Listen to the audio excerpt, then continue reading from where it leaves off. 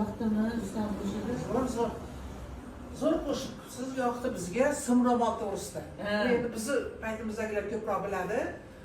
Hammamiz Simro'mol o'raganmiz. Chiroyli qo'shiq chiqdi. Shunaqa o'zlaringiz. Mani kelinligimdan qolgan bir talagidan to'g'risi Rustamning klipida hammamiz o'raymiz. Bo'ldi, so'z ham nima gapir? Bo'ldi. Sayyorlikka qanaqa baho berdingiz qo'shig'iga? Zo'r. Yaxshi? Musiqalari. To'yga o'ynaydigan qo'shiq bo'pti. Gapi zo'r bo'pti lekin. Simro'mol. Boshimdagi Simro'mol. Qanaqa Lekin muddetda bitta narsadan rosa xursand bo'ldim. Rustam mana endi to'g'ri yo'lni topdi. Ya'ni chiroyli qo'shiqlar aytyapti. ovozini ham zo'rligini.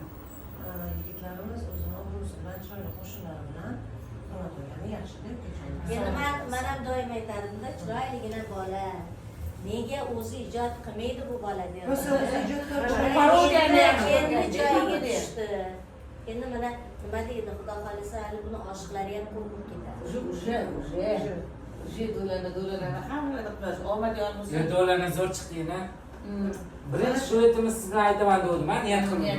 Zapam duolari bilan Xudo xolisa Sarqayda ham sizga o'xshatib qilgan qilaman deb qilib o'xshatyapti. Kichkina bo'lganda. Ilohim umidlar ko'tarib beramiz. Omadingni bersin. Ishlaring rivojini bersin. San'atni juda ham sevadi, Rustam. To'g'risini aytganda parodiyani ham qoyillatib qo'ygan, lekin bu yoqni ham qoyillatyapti. Ko'paysin.